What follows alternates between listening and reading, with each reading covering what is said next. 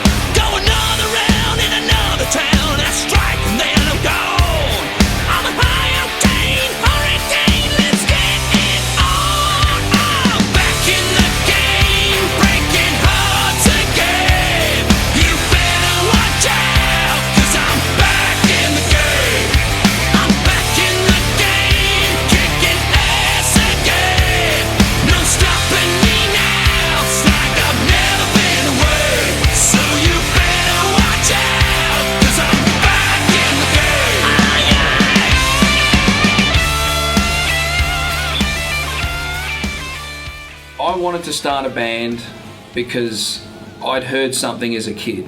When I was listening to rock and roll, it was like I was in another world and I wanted to live in that world. That's the world I wanted to go to and stay in. So then, of course, one day I said to Dad, I want to play guitar like you, Dad. And he said, all right, well, first you got to start on an acoustic. And I was like, I want to plug it in, I want to plug it in. He said, well, you paint the house first over summer, school holidays. So I painted the whole house. He said, now it needs 2 coats, mate. And I went, so I painted the house twice. And he said, I'll get you a guitar if you do that. And he bought me my first electric guitar. And it was the best thing. And as soon as I hit an A chord, I knew I could do it. I think it was when I was 11. Joel had started playing 4 years before me when he was 11. And after that period of time, he'd learned enough about guitar. It was time that he needed a drummer to play with. So I was the next in line and he told Mum and Dad to buy a drum kit. I'm not even sure if I was included in the conversation. It was just, get a drum kit, play some drums. I was like, alright. And then played 4/4 and haven't stopped, still playing 4/4 19 years later. In school, they gave us the master key to rehearse in a room down underneath the school. It was a dirty old room with electrical wires hanging out. There was human feces on the bottom of the stairs. This place was pretty rough. But this is where we first played in a band at school. And so we spent more time in there than we did in the classroom. We were definitely told at school to have a plan B, but it just wasn't the mentality that we had. And I think with everything you do, if you're passionate about something, you shouldn't have a plan B. I got a degree in marketing and business management. The actual piece of paper that says that I can do that is still sitting back there at the university gathering dust, because the day that I was supposed to go get it, we had a show in Geelong. And I chose to go to the show, as opposed to go to the graduation thing where they all throw the hat in the air or whatever it is that they do with the scroll and shit and the dress up. My advice would be, if you want to do this for a living and you passionately want to do it, first and foremost you need to be doing what you love, whatever sound that is. For us it's obviously rock and roll. Then you need to build a straight line, have a vision, and don't stop for no one. You need people to back you up, because all you have in a band is the band. Then one day you'll get a crew, and they're got to be like your family the same way as it is the guys in the band. You extend that tightness and that camaraderie to the crew. The band kind of grows, and then one day you'll get a manager. But from the initial day one, take no bullshit, don't compromise, but don't be afraid to accept a helping hand if it's the right helping hand, because no man is an island. And don't let anyone stop the train. Just keep going. And you can imagine, if you're a kid and you want to play stadiums, that's what's at the end of that line. So just keep going, regardless of what happens. And then you don't need a plan B, you just got to stay on the road, keep going straight. There's some guitar players in this room tonight. Yeah! Is there some bass players in here? Yeah! We got some drummers! We got some singers! Is there some rock and roll bands in here tonight? Is there some people that listen to rock and roll every single day of the week in here? It was well over 10 years ago. I think I met Joel first. It might have been early 2000s. I can't particularly remember, but I grew up on a farm. My parents own a farm, but I used to work part-time in a pub in Warrnambool, where we're all from. Just worked the Saturday shifts, and that's where I met Joel. He was the first one out of the band that I met, and we both shared the same likes in bands, and we used to hang out after work and bring our acoustics into work and jam a lot. And one day he brought his demo in of what Joel and Ryan had been doing. And I remember just hearing it the first time and going, wow, this is awesome. I want to be a part of this. And from there on, yeah, it just grew, and we played around town for a couple of years. And then before we moved to Melbourne, what was your story? How did you join the band? I met Ryan one day. He was rolling down a sand dune. He'd had a party up. It was only about 4 o'clock in the afternoon, and I just seen this guy rolling down the hill. And then I'm like, hey, is there a party up there? And he's like, yep. And he just kept rolling. I'm like, cool. Found out that guy was in Airbourne, a band, and I was like, I want to be in a band like that.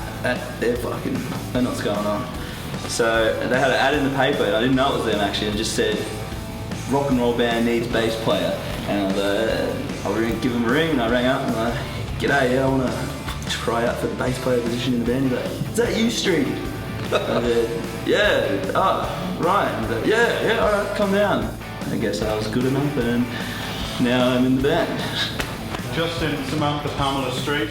Yeah. You've sold 60,000 copies of Running Wild. This is your life. Congratulations. Thank you. Speech. We got one for you here, for all the beautiful girls in Bristol. And for the boys who want to get laid later on, yeah. We got one for you. It's a little one called Diamonds. It's a tight little number called Diamonds. And the what? And the what? You got it!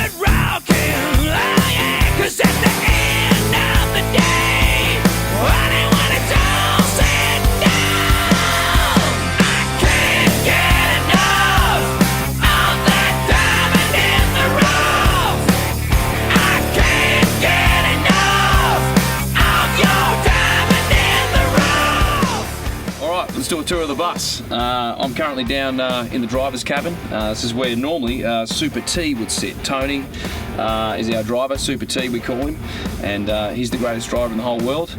And if you fuck up in his house, he'll kill you.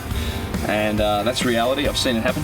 But anyway, so he sits here, you know, from every gig he'll be wrestling the wheel if the wind's up or whatever, you know, if there's floods he'll have to charge his way through it. You know, that's what he does. He keeps us all safe, and yeah, we love the Super T. So let's move on before he catches me in the seat, and we'll go back through the bus here. So you know, in the mornings, you know, the guys will get up, make a bit of coffee. Often at the end of the working day for the crew, and you know, and the band will come in. We'll all sit here, have a bit of a soiree, as we were talking before. We've got plenty of booze for that. A little toaster there. Often things like knives end up in there, which is, you know, you don't normally do that. Yeah, don't try that home. So you got the keg machine. You know, if you want to do the Zach Wild fucking beer and cornflakes for breakfast, go right ahead. Fucking check this out. Seriously, there's a problem on this bus. This, and there's more fucking cheese in there too. There's more fucking cheese up the back. This is just cheese. Someone loves cheese. I know Adam loves cheese, the stage manager. Got the fucking cheese fucking to the max. That's fucking stinks. Put that back on. Jesus Christ. That smells like just fucking old farts mixed with a wet Hessian bag and a dead goat stuffed inside with fucking, dog turds just fucking thrown everywhere. Oh, this guy here, fire on the bus, smash the fucking windows. You see a bit of a point there. Wouldn't be doing that. Stick to the cans, I think. Super T's just in bed, so we don't want to wake him. And when you see the slippers on the corner there, that means Super T is asleep. So otherwise the door opens and he fucking rips your head off.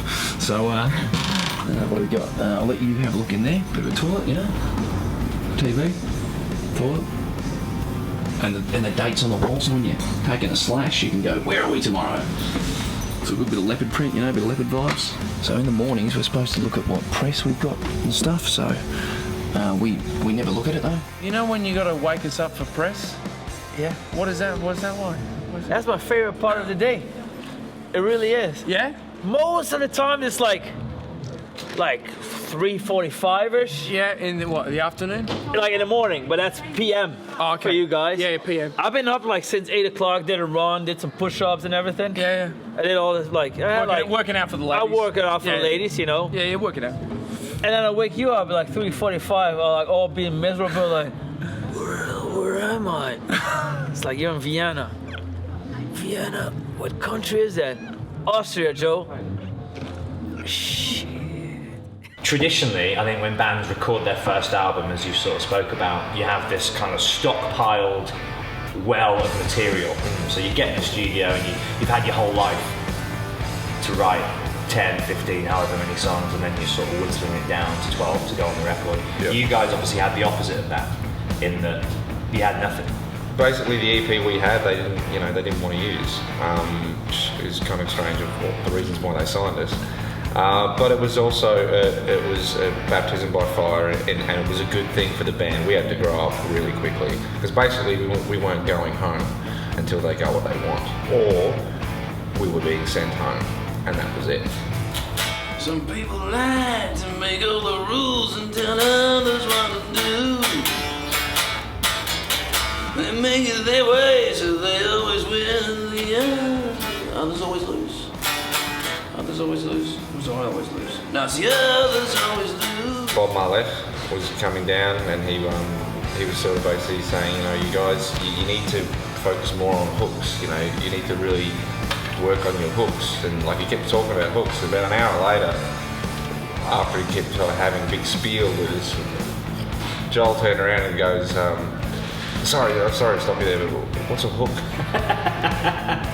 At that moment, I've never seen a man almost cry in just disappointment of why am I working with these people if they had not even a clue of what a hook was.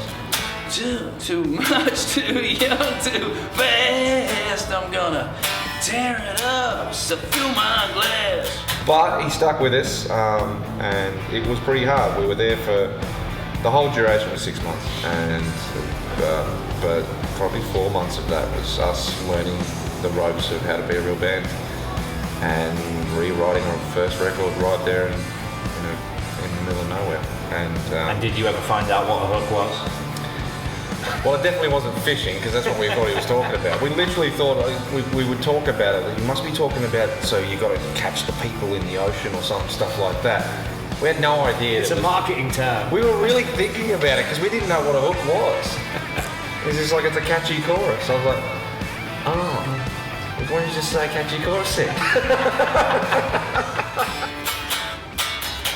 Them bangers closed, their wives are whores. Bangers closed. Them bangers closed, their hearts are frozen. Their wives hold hands with hoes.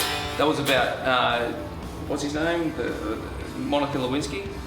Bill Clinton and their wife, because Hillary's there holding Monica Lewinsky's hand. Their wives hold hands with whores. Bangers closed. It's just little shit like that. Hey, lessons. With that second album, I think that you guys have spoken to me before about how it didn't perhaps have a thread that you wanted it to. I think you kind of undersell that record because there's some amazing songs on there. A lot of people say that. It is a good record, and we do probably undersell it in a way. I guess it is a good record. It's just one of those ones that if we had the chance to do it again, we probably may have done a couple of things a bit differently. But yeah. Because a lot of the songs don't make it into the live set as well, I've noticed. And they should. Yeah. Chewing the Fat.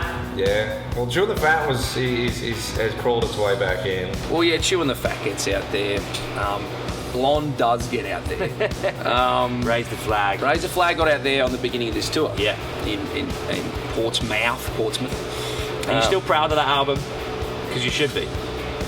It's just the cover. Is it? Is that what it is? But it's you know, like it's weird when you're sort of, you know, at the time we were making it, because I'm still kind of in that brain, and then I'm here now and I'm looking back, I'm going, fuck, I've actually got to look back and go, well, one of those bands have got 4 albums now, and then sort of like go, and we're one of those bands with an embarrassing kind of cover, and we're one of those bands with an album, a second album, like, you know, and then, but there's good moments on there. To me, I like the B-sides. Right. There's a B-side, Loaded Gun. I like that one. And because you wrote what, like 15, 16 songs for that one, so you had a lot more to choose from, right? It was a lot, but what I think No Guts just needed was a bit more direction, right, at the time, and we were it was pretty rushed. But that's how it was in time, so I wouldn't change. If you say, well, is there anything I'd change? No, because that's how it was then. I said there ain't no way. I said there ain't no way, Rich. I said there ain't no way, yeah. I said there ain't no way, yeah. I said there ain't no way. I said there's no fucking way. I said there ain't no way. There's a couple of songs on Black Dog Barking for me that are obvious cornerstones of the live set now. Since the album's come out, I can't imagine a couple of tracks in particular ever leaving the set. I mean, Ready to Rock is an obvious one. That right there is, you know, a show opener and a half, isn't it? Yeah. It's sort of a bigger version of Stand Up for Rock and Roll. It's a brother of it, or it's definitely part of the same family. Ready to Rock was an old song we had. It was The first EP you ever wrote? first EP, but then there was another song called Rock and Roll that was only released on a Warnable multiple Battle of the Bands thing, and it was a song called Rock and Roll, and so we combined those 2 songs, and then Brian, producer at the time, Brian Howes and Black Dog Barking, said, oh fuck, we need something else in here. We've got these 2 which is rocking, but we need something else. And then we played some old demos, and he said, that. It was just a little lead melody thing, and it was in E, and he said, can you do that faster, and can you do it in A? And I went, yep. And we just did it, and went, fuck. That's the whoa, whoa, whoa. That's that melody that everyone sings. So we put that in off another old demo. So we kind of like combined 3 songs to make this ultimate thing. We're sort of reinventing our own band as we go along, and to open the show now, Ready to Rock sort of moved Stand Up for Rock and Roll out of that place. At the moment, that is the show opener, and it's perfect because Are You Ready to Rock? It just really works, and it goes from a story about selling your soul to the devil and you're setting heaven on fire, and it's just a good, you know, it's a good rock and roll opener. We go? Yep. Cool.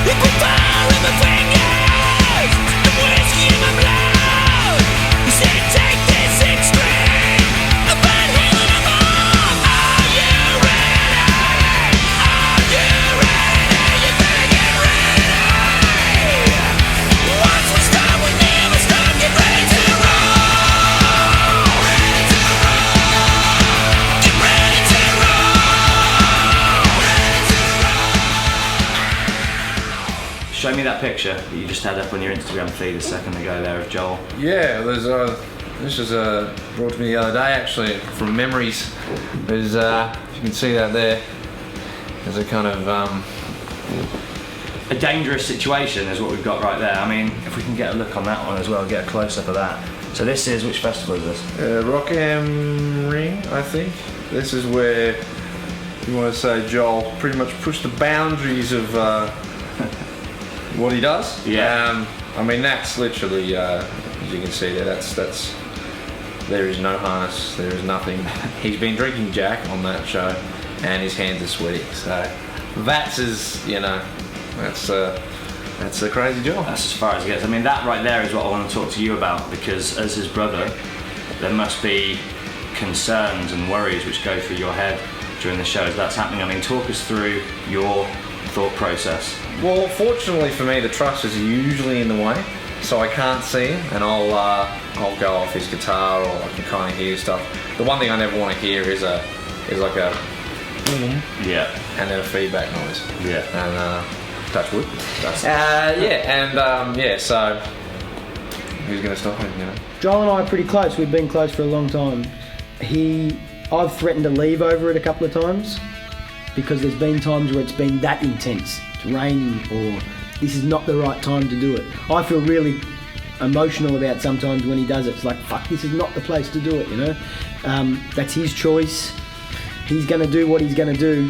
You know, there's that Jekyll and Hyde thing that may or may not fucking come off today, you know? He may or may not be in the mood to do it. He may or may not be in the mood to listen if you tell him not to do it. I'm pretty emotionally invested in it because we're friends. I'd love to see him not do it, but we try and tell the kid not to. Well, I think it's a well-known rock and roll fact. If there's something that can be climbed, Joel is going to climb it.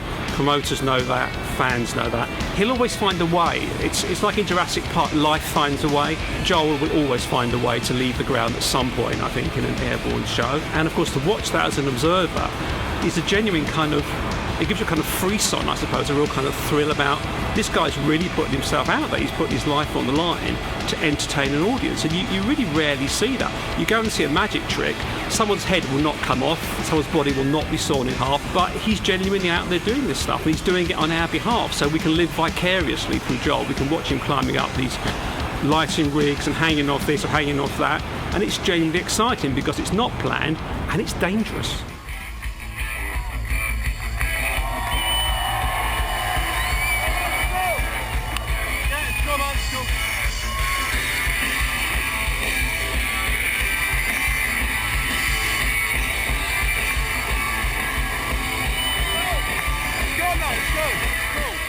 It was a Rock'em Ring, in Germany, and we ran off into the crowd as we always do. Nice big solo on the camera tracks, run around.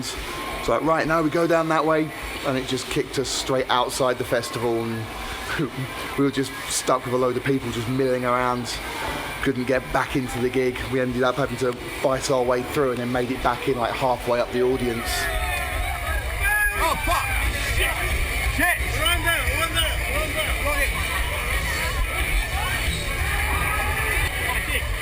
Lock it! Go! Guys, go move! Move!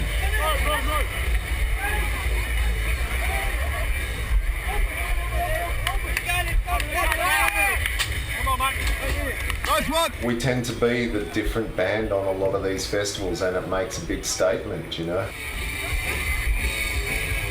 Airbourne is different because it's bloody rock and roll. There's no messing around. There is absolutely no tinsel. It is just some guys with some guitars playing music, giving it everything they've got. All we do, all of us, crew, bands, whatever, all it's about is the people in the room having a good night. If they do that, then we've done our gig. Our job's done.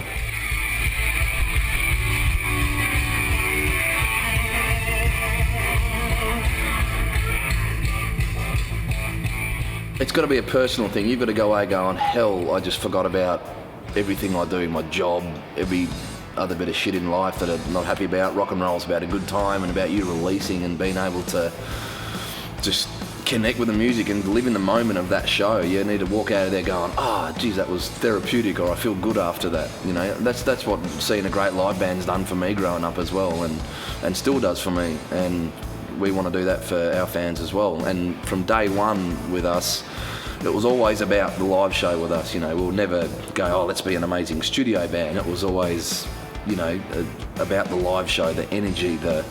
We never thought of ourselves, as musicians. It's more, you're entertainers as well. You know, we didn't want to be like those sort of stand there and play. It was all about high energy, just getting everybody, making them feel like they're involved in the show, and just creating that no matter if it's in front of 10 people or 10,000 people at a festival or even more.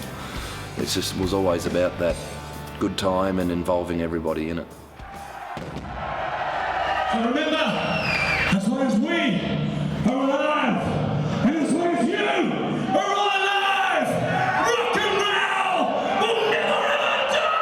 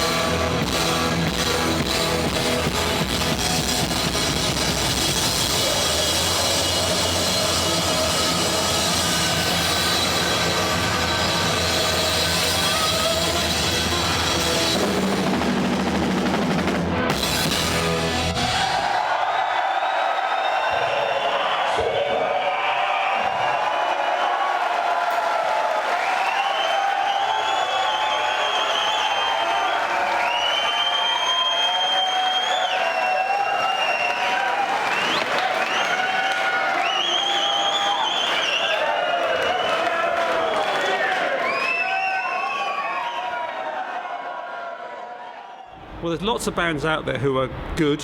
I don't think good is good enough. I think these days we need greatness.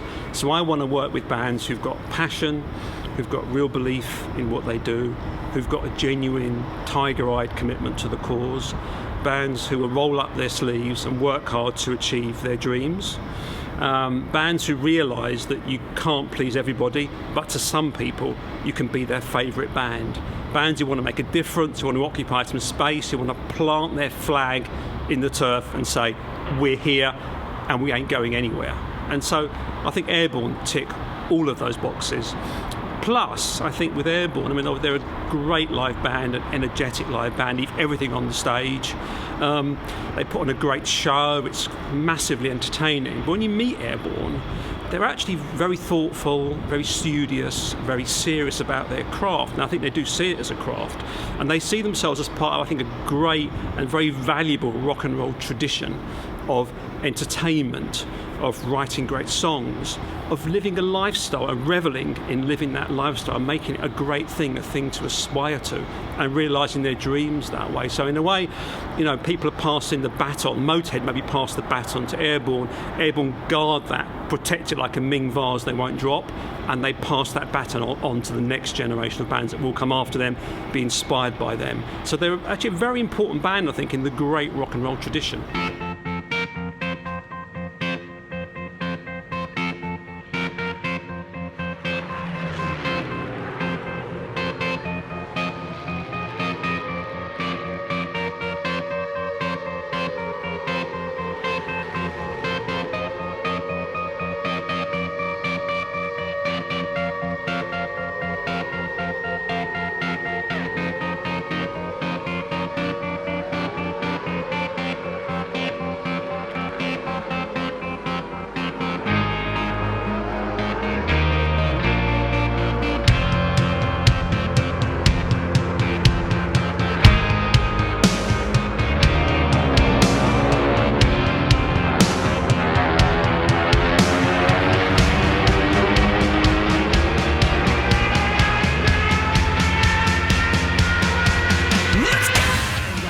Usually we go stage right, which is this way. Sometimes we go the other way. It just depends where it's going to take us. Where will we go today? Let's have a look. Well, if we're going to go up, it's either over there or here. For now, we're over here, so we'll take this one. But in the gig, though, it's basically you just fucking do whatever. So yeah, we'll go up here and come up these stairs. We might end up stopping at the bar. Do a little solo there maybe, you never know. And then yeah, we'll work our way up here.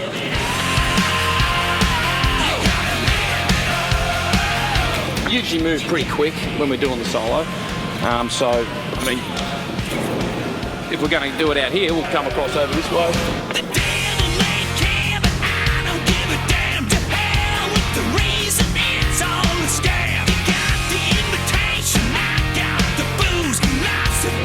usually like look for Ryan's kick drum and just stop in the middle. And it depends where people are here, you know, and then we'll stop here and maybe give a bit of a fucking, you know, get them into it, and then we'll just fucking ram it up down there and we'll hang it over the balcony, and we're sort of like make it up as you go, really. I mean, this is sort of one of the first times I've ever done a walk around before the gig to show you guys.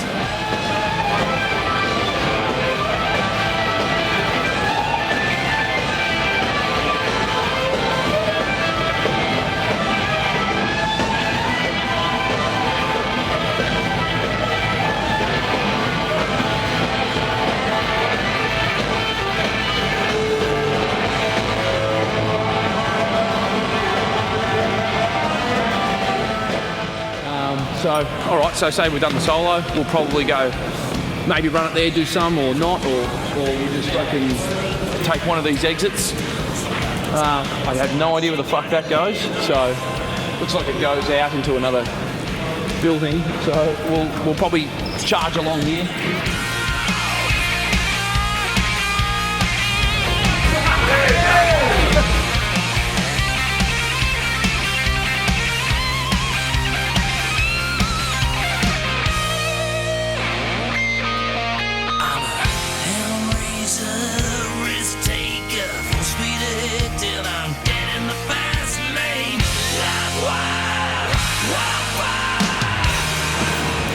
And then we'll make our way down here, maybe do a little hang off here or something, give them a bit of a solo or something, or whatever.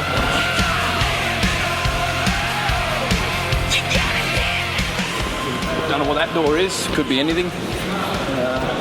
And then we'll charge back through here.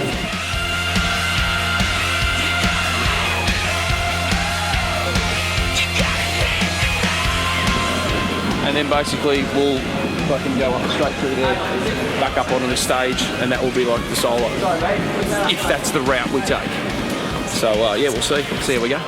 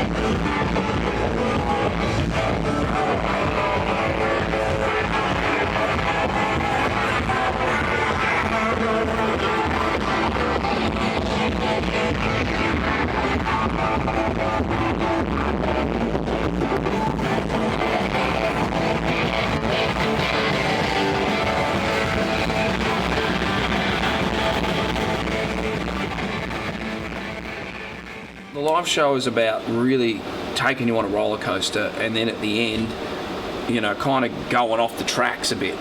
You know, like Indiana Jones Temple of Doom, you know, where they're going on the roller coaster through the mountain and then he goes off the tracks and then he lands back on?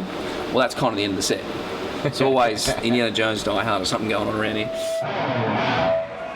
Alright, so we got a new record out called Breaking Out of Hell.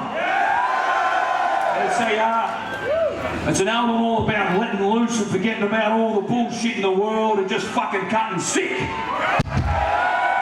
Because sometimes that's all there is, and that's all you've got. But so we wrote a song on this record. Anybody who knows this band knows we would most likely not be in a sold-out fucking Electric Ballroom night too if it wasn't for Lemon! You know, anyone who knows this band seen the Running Wild video where he's driving the truck? He had us on a lot of Motorhead tours and he really fucking looked after us and gave us a real leg up. So on this record we wrote a song for him when he passed away, and it's a song called It's All for Rock and Roll. This one's for you, Lem! to understand what Johnny Cash is to the country world. He was that for rock and roll. He was the voice that when you're lying alone in bed on the road and you're driving and you're completely wrecked, you've just done 5 shows in a row and you've got no energy, you fucking, you know, you're down at the bottom and you've got another one to do tonight and you haven't slept, you hear his voice in your head and that is fucking spurs you on.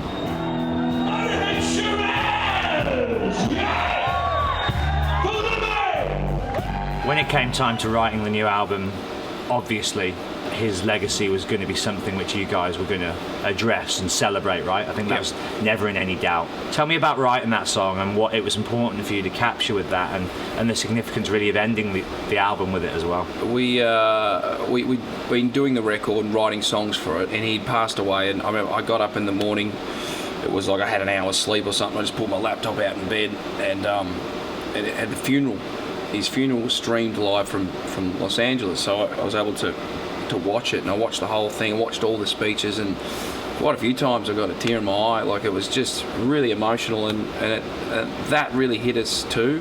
So I went home and put a whole bunch of lyrics down right till like 4 or 5 in the morning. I was up just like, yeah, this is it. And then, I can make that line better. No, we can say that better. And one of the lines was no sleep till death. I was like, it's a good one. You know, like no sleep till Hammersmith, no sleep till death, because that's kind of how he lived his life. There was no sleep right till the end.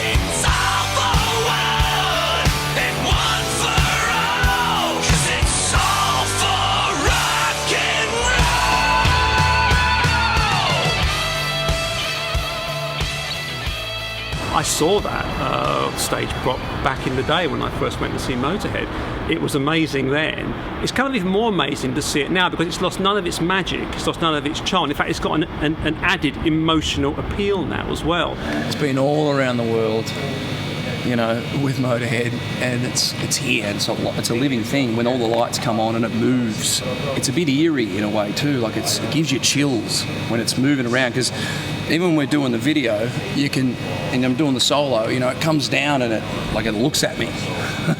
So I'm looking back up, you know, and it's the coolest thing in the world.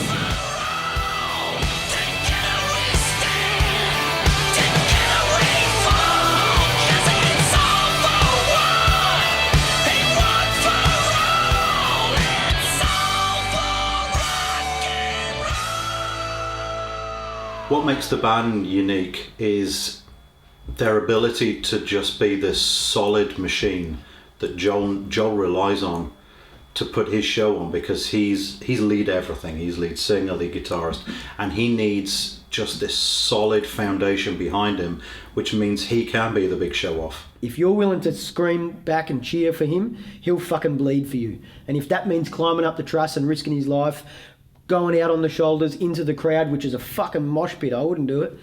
He's going to do that, you know.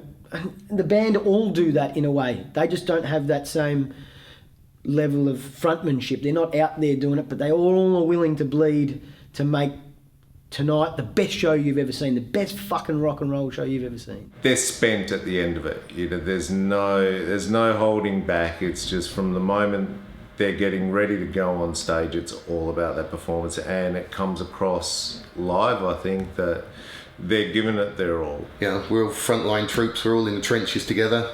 They're in the band, they couldn't do their thing without me, I wouldn't have a job without them. It's a mutual thing, and the respect flows both ways, which is one of the reasons they're so nice to work with. I'm so ingrained into it now, I don't know what other bands do. I know what Airbourne do and what Airbourne should do and how it's going to work. I don't know what other people do because it's fucking too lame for me. I'm in the moment. I'm part of that fucking beast that happens every night. Blood, sweat and tears. It's the most honest answer I can give you.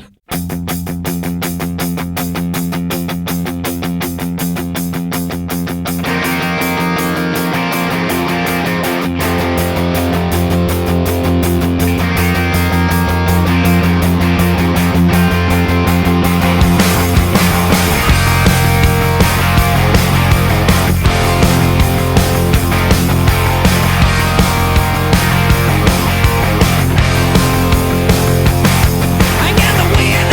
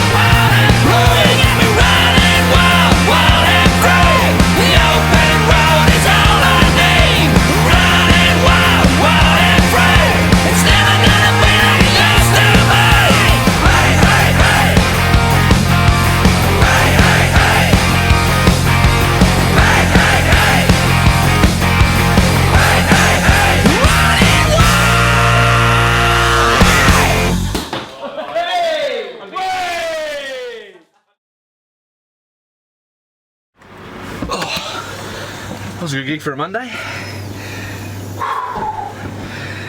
Bloody Hungary was in there and all that. I think I need a beer.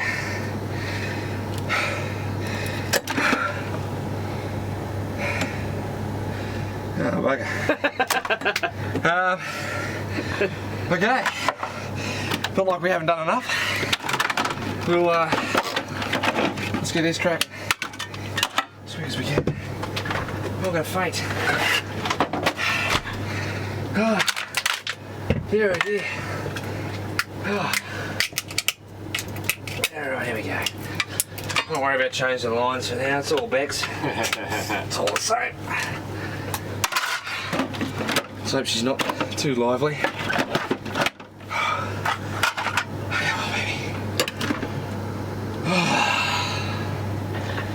Liquid gold.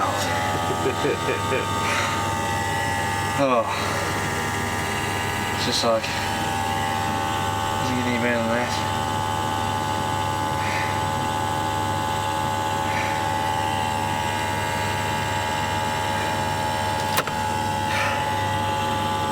Now that